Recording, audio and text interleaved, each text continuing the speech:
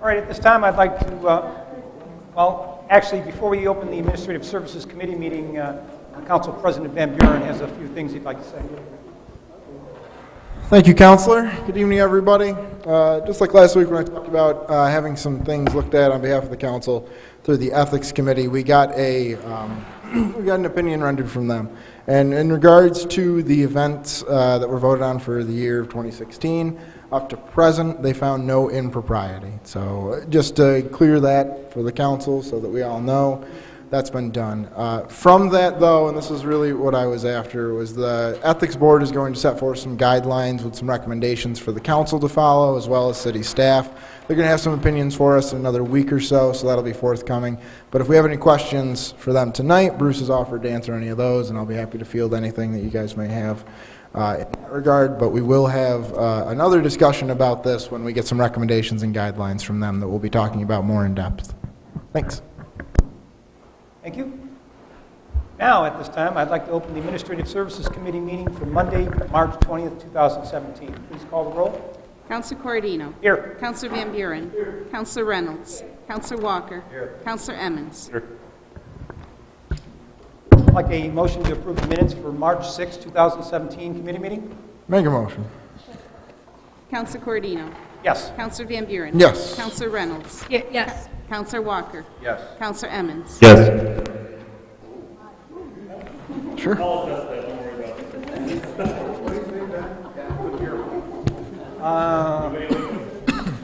Thank you, Council. Anything under old business to discuss? Seeing none, let's go right into new business under authorization. The Engineer's Office requesting that Mayor William J. Barlow, Jr. be authorized to sign agreements with the State of New York for the Route 48 Emergency Slope Stabilization and Highway Repairs Project. Anybody from the Engineer's Office? Well, this is actually in my ward, so I can speak to it. As you saw in your packet, all you councilors, that a portion of Route 48 is actually going to be moved about 10 feet to the west into the property that currently was the Country Club. And as you read in the documentation, the State of New York is just making sure that we know that once the transfer of property is complete, the City of Oswego will be responsible for that. So it's pretty cut and dry. Are there any questions or comments on that? Seeing none, can I have a motion? Councilor Corradino. Yes. Councilor Van Buren. Yes. Councilor Reynolds. Yes. Councilor Walker. Yes. Councilor Emmons. Yes. Item number 2, the Wastewater Department is requesting permission for Timothy Woodward to travel from April 30th, 2017 to May 5th, 2017, and from May 7th, 2017 to May 12th, 2017 for a basic operations of wastewater treatment plant training course at SUNY Morrisville Environmental Training Center. This is the first of 4 courses needed to acquire his operator training license. Is there anybody here to speak to that? Yes, Councilor Walker. I think it's pretty cut and dry, so I think Second. Councilor Corradino. Yes. Councilor Van Buren. Yes. Councilor Reynolds. Yes. Councilor Walker. yes. Councilor Emmons. Yes. And we need a resolution. Resolution? Okay, we'll get somebody to create a resolution. Somebody, maybe water superintendent. How about that? Item number 3, Nancy Stereo, Personnel Director, requests permission to attend NYS Association of Personnel and Civil Service Officers Annual Conference at Corning, New York, be held June 4th through June 7th, 2017. Ms. Stereo, would you like to comment on this? All I would like to say is this is the annual training conference for the civil service end of what I do. The state usually attends this conference, and it's usually, you get lots of valuable information. They give us updates on things that may be changing with regard to civil service administration. And I'll be glad to answer any questions. Any questions from the council? Seeing none, can I have a motion? Second. Councilor Corradino. Yes. Councilor Van Buren. Yes. Councilor Reynolds. Yes. Councilor Walker. Yes. Councilor Emmons. Yes. Item number 4 has been pulled, so we'll jump right to item number 5. Mayor William J. Barlow Jr. requests authorization to sign an agreement with the new Fire Chief Randall B. Griffin regarding his employment. Mr. Mayor?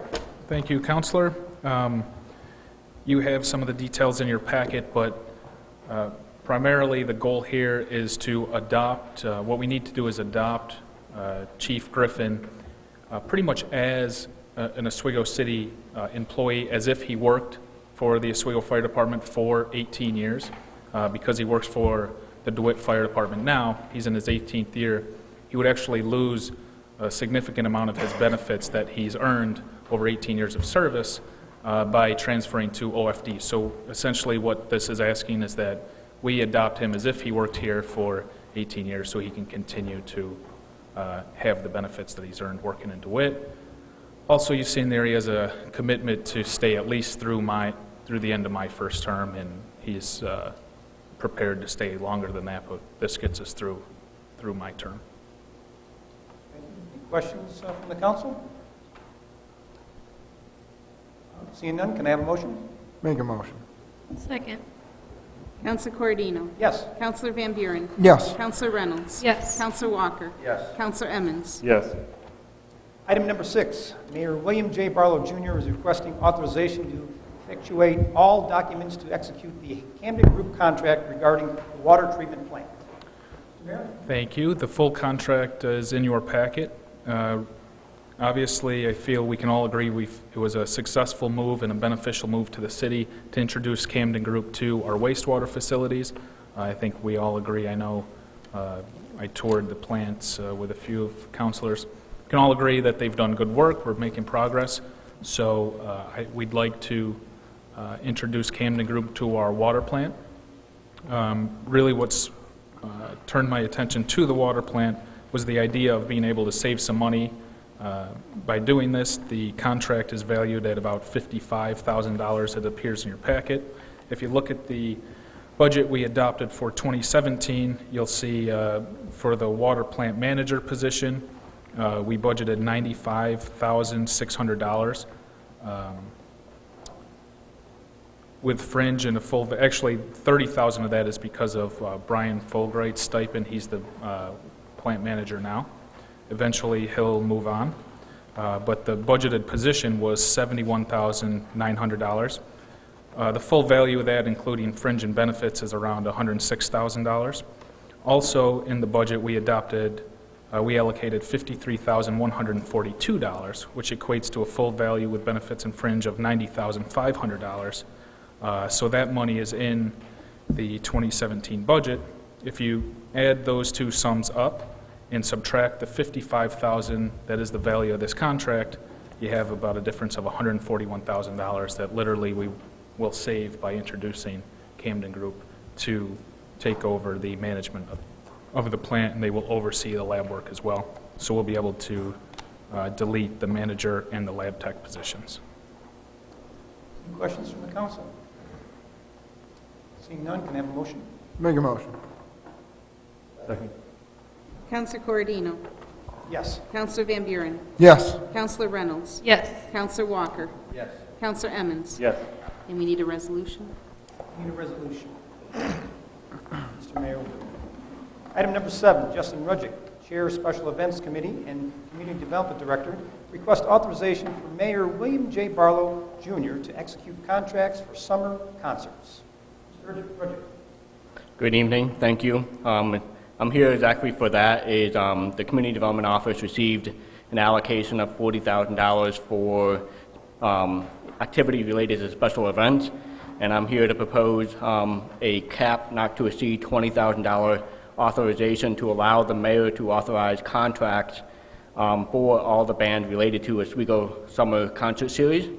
So with a little bit of information about the concert series, we're proposing to have the concert series be held at the Veterans Stage on Riverwalk West on Thursdays starting June 29th, ending on August 31st, with no concert on July 27th to accommodate for Harborfest, and a rain date of September 7th.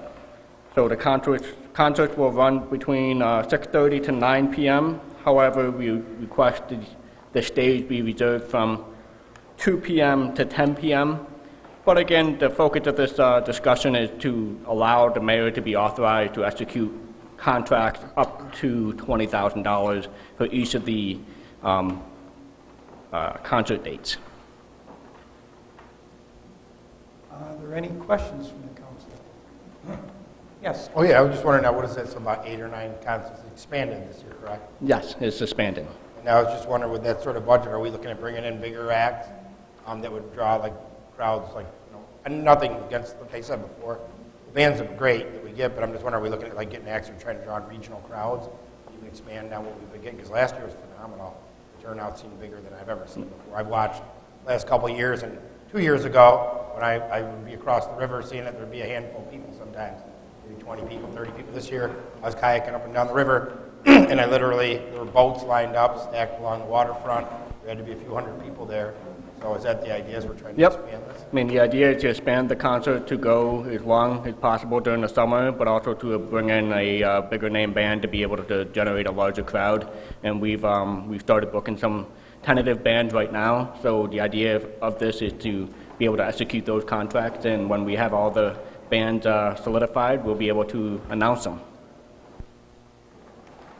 Any other questions or comments? Yes. Seeing none, can I have a motion? Make a motion. Second. Counselor Corradino.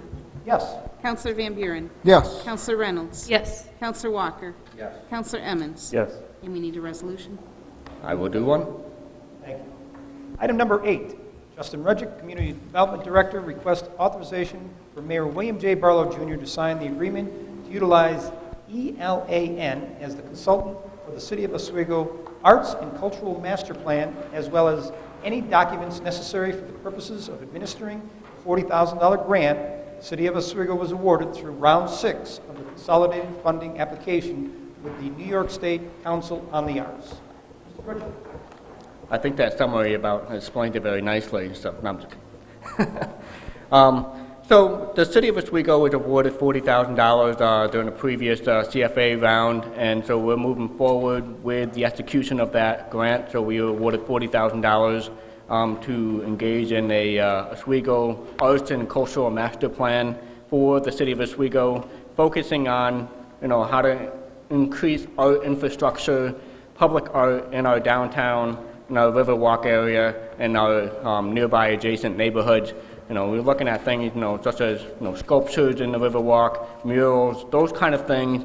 But obviously the master plan will identify what is the highest and best use and what are the opportunities for collaboration with the local artists, soon as we go in some other areas. So the idea is to engage in this assessment to see what the possibilities are. And it's $40,000 and that's the cost of the consultants, exactly $40,000, so there's no additional cost to the city for this grant. And so I'm just here to ask for the mayor to be authorized to sign all documents necessary to administer this grant. Any comments, criticism, anything?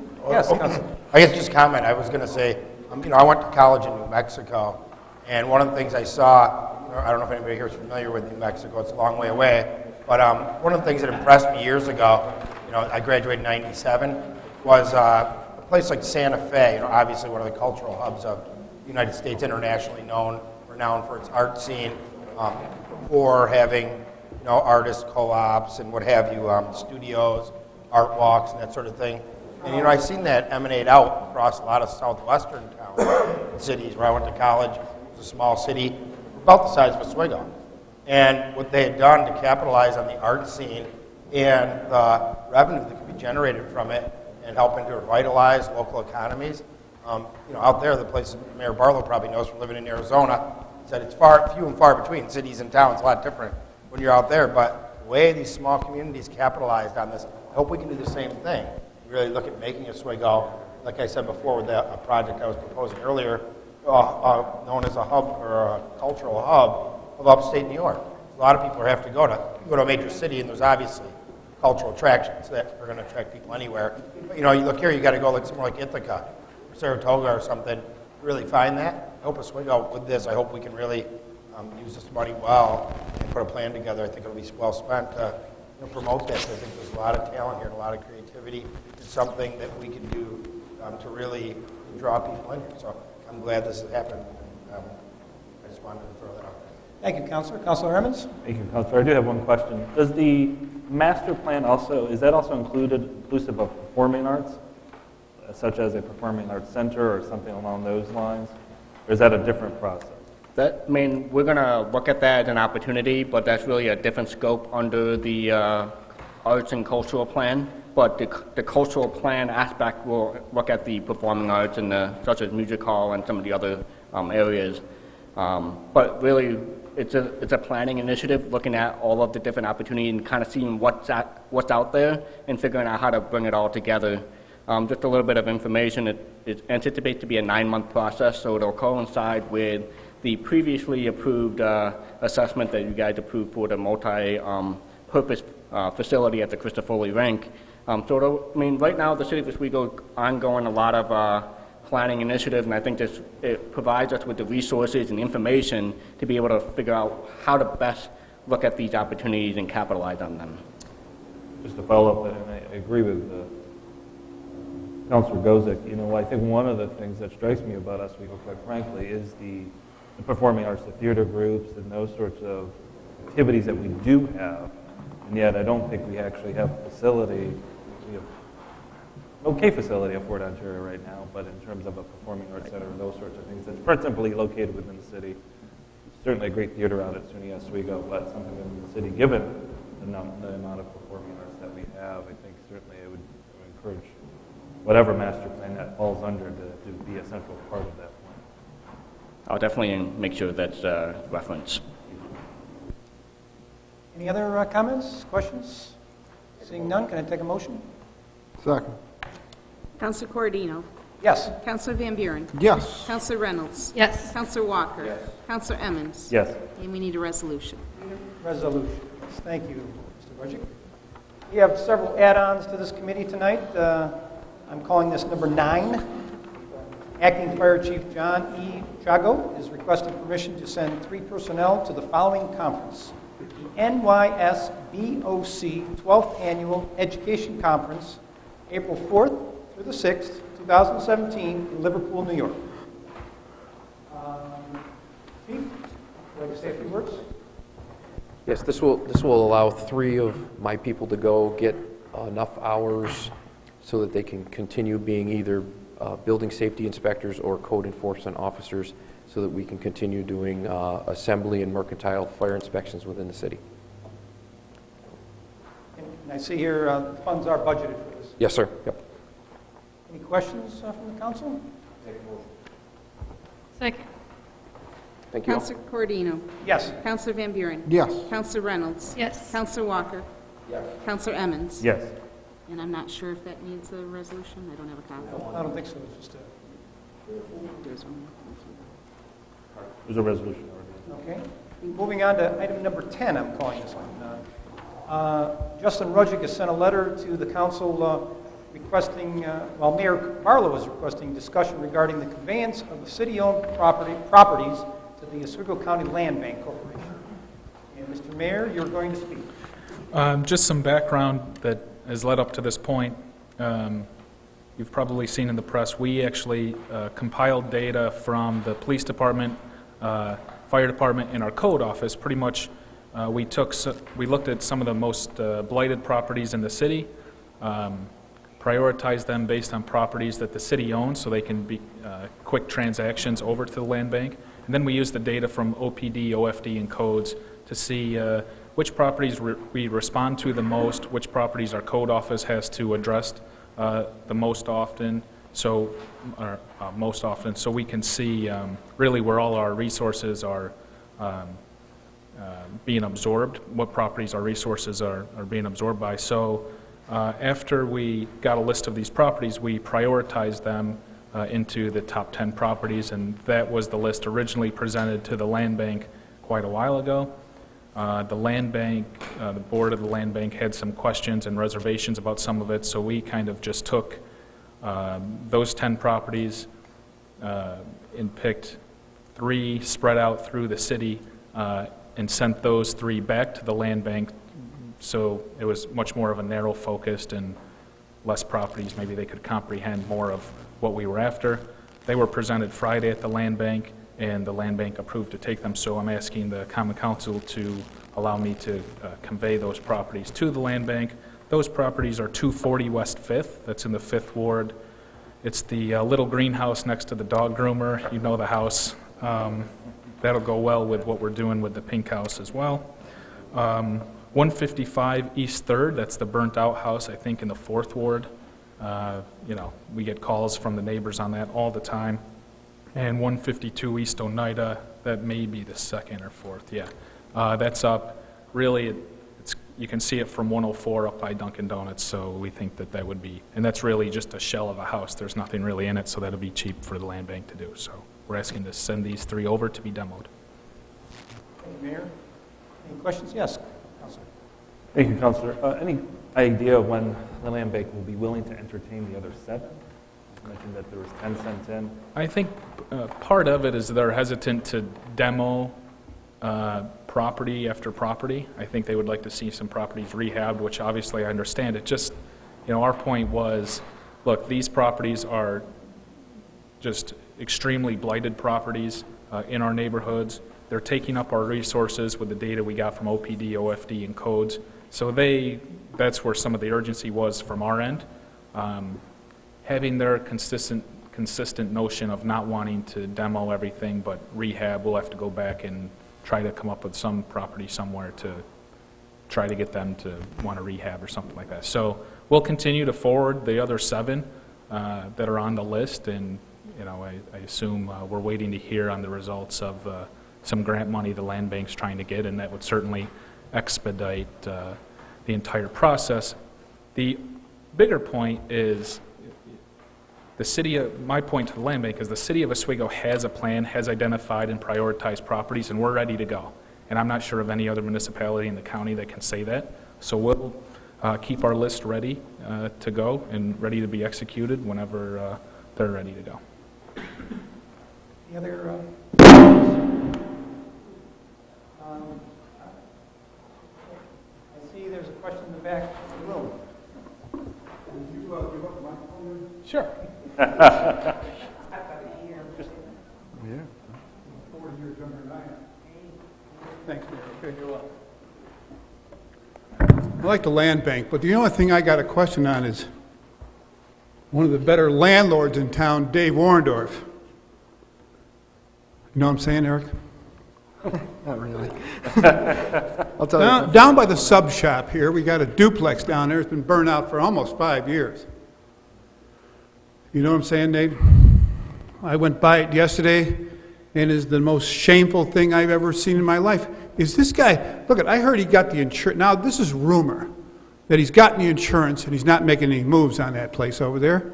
Is there any way of pushing this poor soul around to maybe make a little bit of contribution to the poor city of Oswego and doing something with the property besides standing there with boards up? It looks like city of Syracuse down there. Okay, is there anything we can do with that building down there? I don't care about the land bank. Put a bulldozer in it. Holy cow, do something with that property. It looks like hell. Thank you. Thank you. I did have one question for the mayor. This is sort of, it's not directly related to this, but when we were talking last year about doing something with parking, winter parking, there was a constituent of mine who suggested that as we go forward, when some of these properties become vacant and we destroy them, that maybe they are incorporated into some type of overall plan to have neighborhood parking for people who don't have parking on the streets. Are we considering that at all when these properties, or are we just trying to resell them to the neighbors next door? Well, when we give them to the land bank can either hang on to them and try to sell the property to replenish their fund that they have to maintain to keep acquiring other properties around the county. I know with 240 West 5th in particular, that was a higher priority property because we know that the 2 neighbors will buy the lot, or at least one of the neighbors will buy the lot to do whatever they wish. I'm not a huge fan and certainly won't advocate to put parking lots in the middle of neighborhoods. and I don't think our zoning code rewrite committee would agree, but, you know, you're welcome to bring ideas in your wards as we go forward. Well, you basically answered it, though, because Land Bank is going to be the owner of these properties. Yeah. So the city of Oswego will not have ownership at all, so really, we have no say in it, unless we bought it back.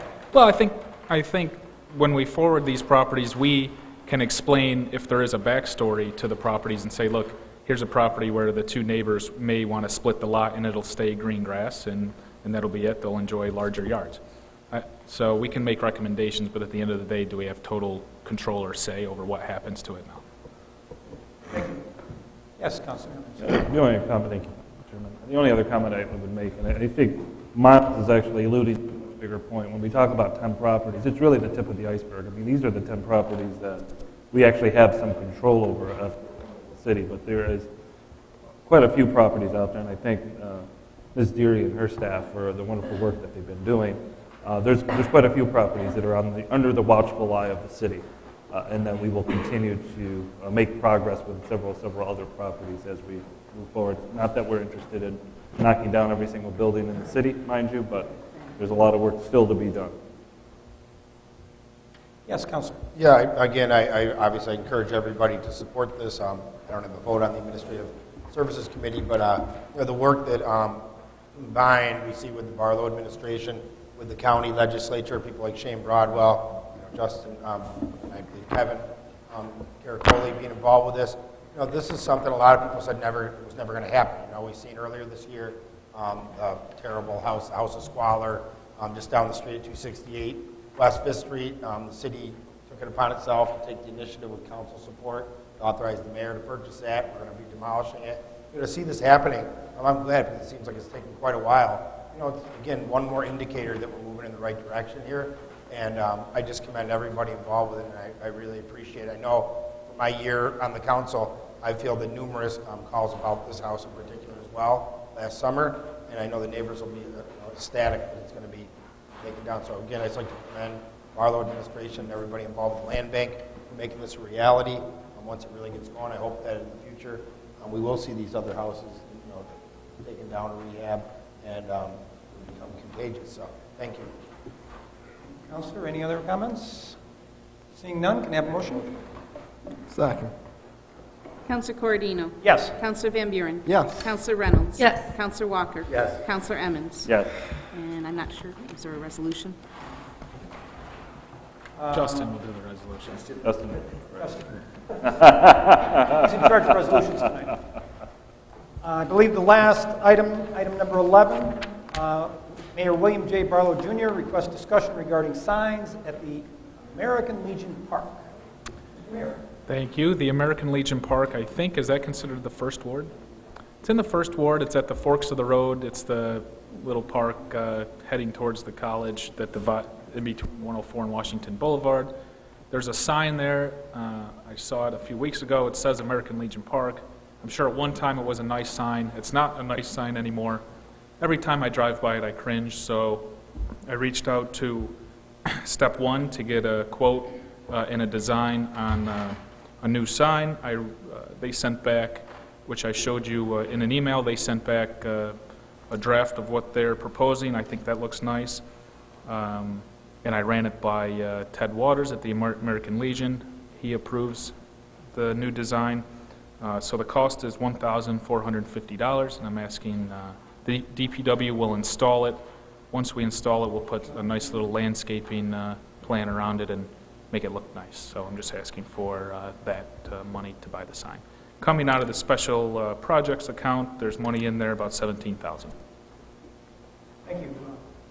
I happened to drive by there today because I knew that that was on the agenda, and you're absolutely right. I mean, it used to be red, white, and blue, and it's more like pink, white, and faded blue. Yeah, and it's double-sided, and actually the sign, it's double-sided, but the design isn't the same on each side, which is kind of odd, but maybe that was a good idea one time.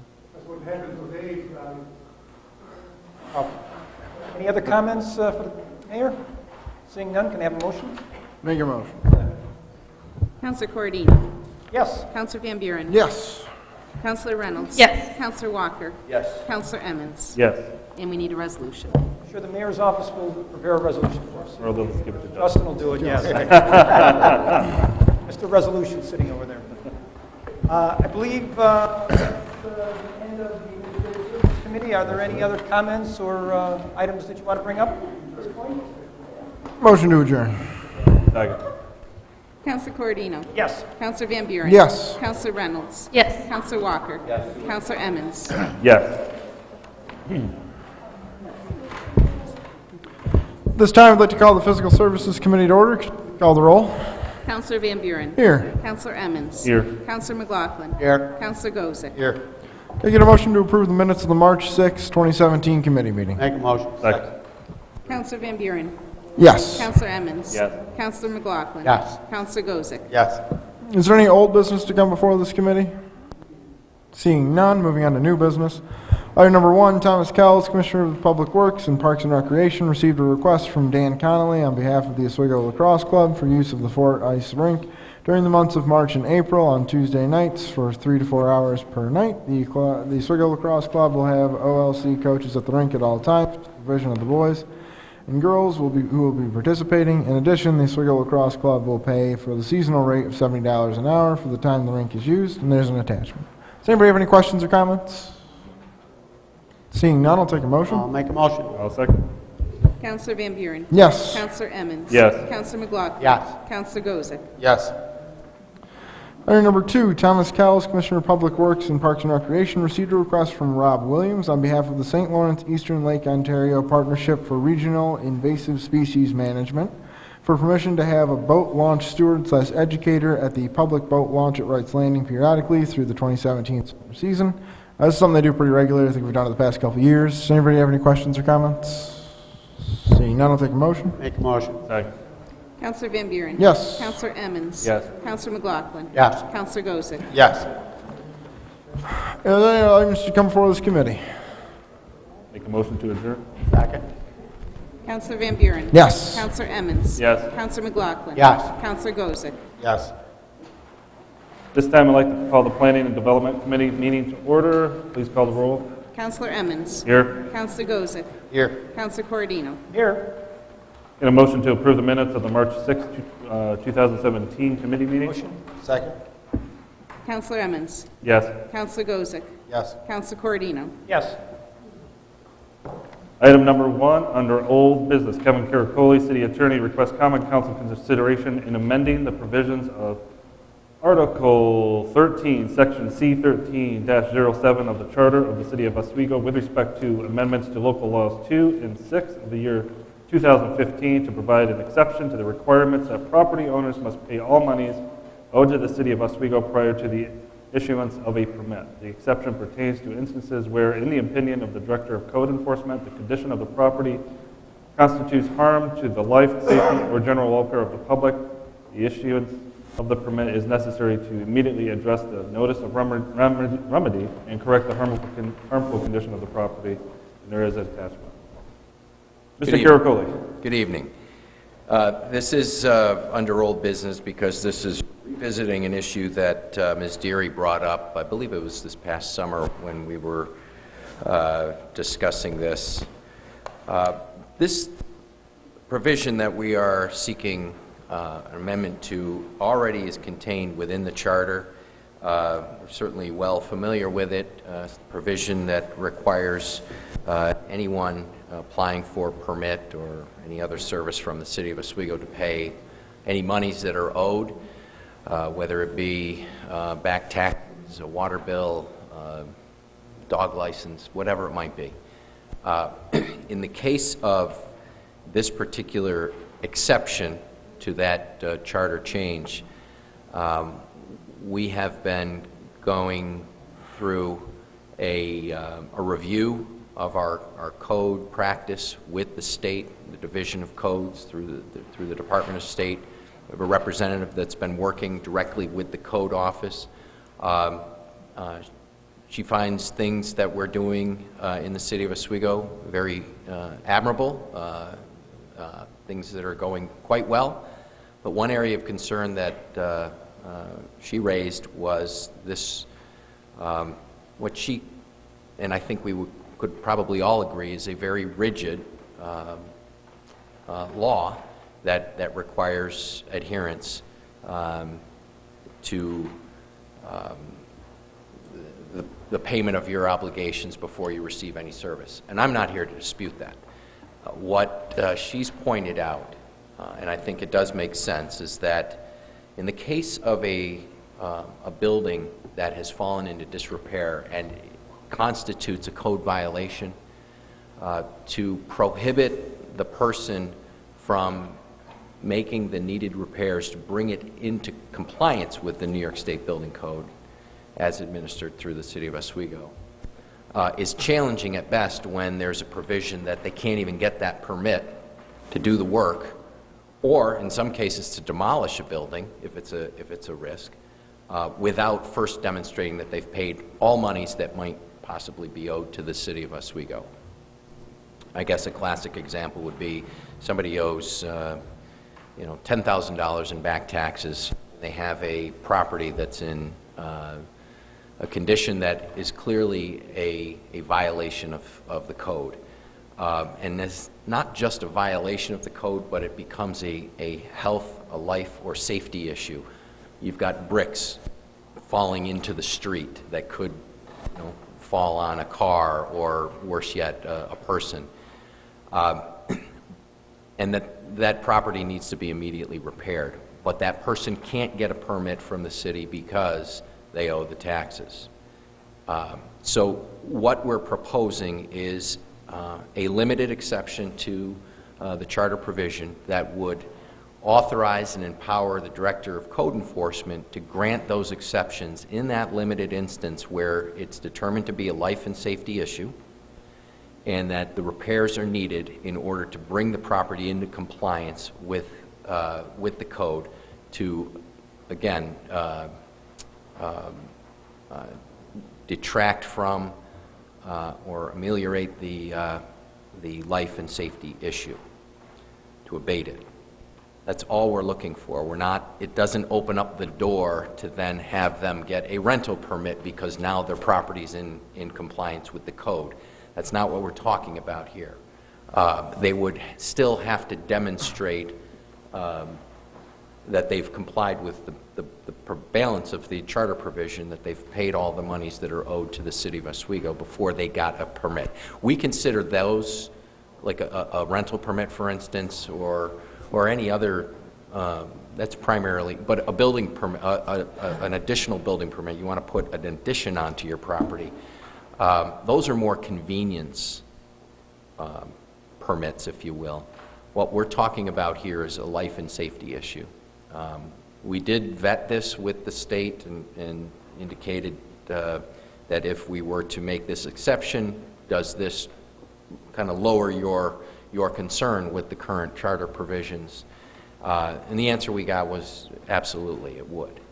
And again, anecdotally, because I haven't done the research, but I'm relying on the representative from the state, she said that she's not aware of any other community in the state that has such a rigid code provision. And congratulations, truly. I mean, that's not a knock on the City of Oswego, but in the case of the life and safety issues, it can become actually a liability for the city if we were not to at least recognize the need for some exception to this to the rule the way it's applied now. I'm happy to answer any questions. I know Ms. Deary's been directly involved in the discussions with the state, and we offer this as a proposal. It would, since it's a local law, it would require a public hearing. There would be additional opportunity for the public to be heard in addition to the council here weighing in on the matter. But this would start the process.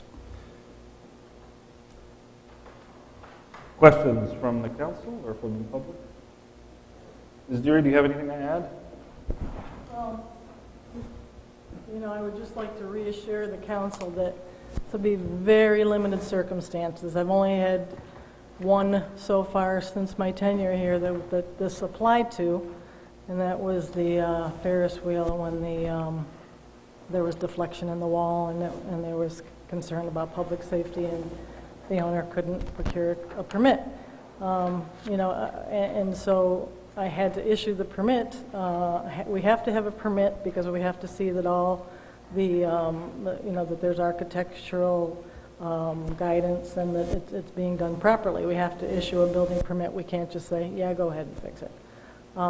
Also, in the case of structural failure or imminent collapse of a building where we have to order it demolished, and for instance, on 5th Street after a fire, we had to do that. If the owner can't get a permit because of default in taxes, that's not acceptable. There's going to be very certain instances when this is going to take place, and I just want to reassure you that it's not something that we've come across just once, like I said, in my tenure, and I don't expect it to be often, but when needed, I would like to have the latitude to be able to make that decision. Thank you. Councilor Van Buren. Thank you.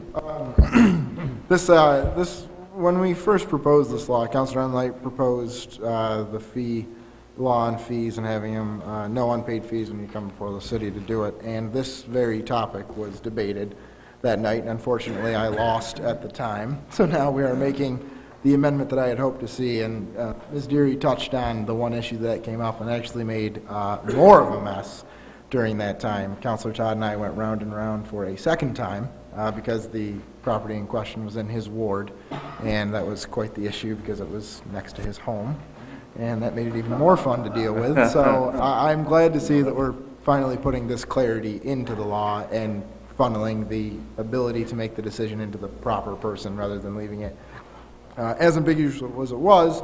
It created a bit of an issue for myself because some fancy footwork needed to be done to get her to issue that permit, and I know dealing with representation on the other side as well as the city attorneys at the time, it was not easy. So I would like to see this remedy. Yes, Councilor. Through the chair, would this be like a one-time exemption per property? Well, it's on a case-by-case basis. So yes, I mean, to answer your question directly, but it's on a case-by-case basis. This is not to say that the same person couldn't have multiple properties that are, non-compliant with the code. And again, the critical issue is the health and safety issue. If the director of code determines that the property or properties are in such disrepair that they create a risk to life or safety in the community, then this law would empower the director to authorize, whether it's a building permit or a demolition permit, to that specific property or properties to bring them into compliance. But if that person then wanted to go out and apply for a hawking and peddling license, right, well, they wouldn't be able to get that because they haven't complied with the balance of the charter provision where they owe, back taxes or some other money to the city. So yes, this is a very specific and narrow focus. Yeah, my only worry is that if we let the property slide once, it's in such disrepair, they repair it to a state where it's acceptable, and 2 or 3 years later, nothing's been done, and it's in that shape again. Okay, that's my only concern. Understood. I don't know that, there's not a one-time amnesty, if you will, written into this, and I'm not sure that I would recommend that we go there yet. Maybe we need to see how this change plays out over the years to see if it's being abused. I don't think it would be because, again, you're empowering the director to issue those permits. It's not to say that somebody might not try to take advantage of it, but the key issue here is the life and safety of the general public and making sure that they're protected. And by extension, we're not creating liability by abrogating some responsibility under the New York State Building Code. Thank you.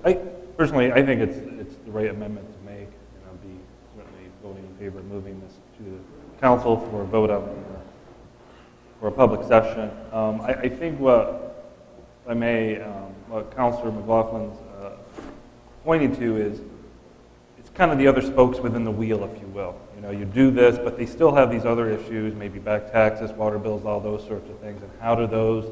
It's the one thing that you kind of have with them, with a property owner, is to say if you want to update your property and have somebody live in there, you got to do these other things. We grant the exception now, and these other things still are present. So it's how we go about making sure those other spokes now are kind of remedied in a timely fashion, whether it's, you know, maybe they still can't occupy the home until the other things are remedied, but, you know, this part has been taken care of. And I don't know if there's any sort of clear-cut policy or procedure that we can put in place. I do agree it's probably going to take some level of monitoring to see how that all happens. And, you know, Ms. Deary was great. She called me down to the Ferris wheel. We took a look at it, and I agree with the premise of it, for sure, because that was a public safety issue with that particular piece. It's just how those other kind of spokes kind of then play out with the rest of what's going on with the property. I mean, I just want to make clear, this isn't for basic property maintenance of any type, not for a front porch falling off, not for, you know, that we can close down the building, empty out. This is for public life and safety where, you know, it appears that it could be, you know, a catastrophic instance. You know, we're not talking about property maintenance, you know, your basic everyday violations. Those we can handle, those we can, you know, put a sign up on the house, dangerous to occupy, empty it out, and that's a different situation. This is something that's an imminent danger to the public or the occupants. And I think your example is right on point with the bricks literally falling into the, you know, Market Street. And they had to close off that. Yeah, that right. section of. That's the type of situation that we're addressing here. Other questions or comments? I would just, by matter of procedure, you notice there was not a resolution attached to this. We'll certainly offer one, but if it's favorably adopted or passed through tonight, we would be essentially setting a public hearing date for consideration of the local law change. Yes. Thank you. Do I have a motion to forward this on to council to establish a public hearing date? I'll make a motion. I second. Counselor Emmons? Yes. Counselor Gozick? Yes. Counselor Cordino? Yes. Under discussion, item number 2, Councilor Sean Walker requests discussion regarding renaming a portion of East Albany Street in front of the Oswego Speedway to Harry Caruso Drive. Councilor Walker. Thank you. This is the second request I had for this area. Last time it was Nolan Swift Memorial Road. This gentleman keeps coming to me. He wants to keep naming sections of that in front of the Speedway, different racers, owners. Mr. Caruso was the original track owner of the place, 1950, built it.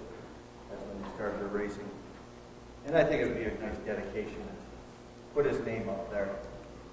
You know, just right in front of the Speedway, with a plaque memorial there. And they will be taking care of the plaque, paying for it, and I think the city will just install it, and then we move it for the winter months, of course, because they're very nice plaques, road signage. And he ended up getting like 141 signatures just in a couple of months or something. He did it on the internet. But I talked to the track owners now. They have no problem with it. And they said it'd be a good memorial to have his name around. Since the track owners took over different names, you know. Everybody likes the old names reminiscing around. But, and then I talked to the gentleman that came to me forward with this. I said, let's start naming the grandstands and stuff so we ain't got to put all this signage down the streets. And people did laugh at it, but I think it'd be a good idea if they did start naming grandstands after different drivers only, whatever they would like to do, so. But I would like to see this one happen. If we have any questions about it, I got two notes here that I took from the gentleman and want to answer. Yes, go. One quick question. It's just a section of East Albany Street? Yeah, right across from the office where the old restaurant used to be in that area. There'd be a signage there, Memorial, Harry Caruso Memorial Road, Highway, whatever they put on that sign. That'd be it. Questions? Yes, Mr. Becker. Very well. Real well. Here's a man that was ahead of his time. I worked at Wine Creek. I don't know if you guys remember it. Hamill tried to go after it for taxes. He finally sold it to the church. Guess how many taxes he got then? Look at that place was going to be a gambling casino. Okay, this is 1984. Okay, this is the imagination this guy had. All right, he built that. That's an empire out there. He built. The Caruso family built Rome out there on that hill. He deserves probably a little bit more credit than a little road. Put a statue up there as far as I'm concerned, because he paid a ton of taxes here, and he really developed that property here. There's Northern Steel. There's all kinds of stuff up there. This guy was a tremendous asset to this community and his family. That racetrack wouldn't be anywhere without him. Thank you. Thank you, Mr. Becker. Anytime. Comments, concerns, questions? Can I get a motion? I'd like to make a motion. Second? Counselor Emmons. Yes. Counselor Gozick. Yes. Counselor Corradino. Yes. We need a resolution. Mr. Roderick will do a resolution. Any other business to come before this committee? Seeing none, can I get a motion to adjourn? Motion? Take a second. Counselor Emmons. Yes. Counselor Gozick. Yes. Counselor Corradino. Yes. That's a wrap.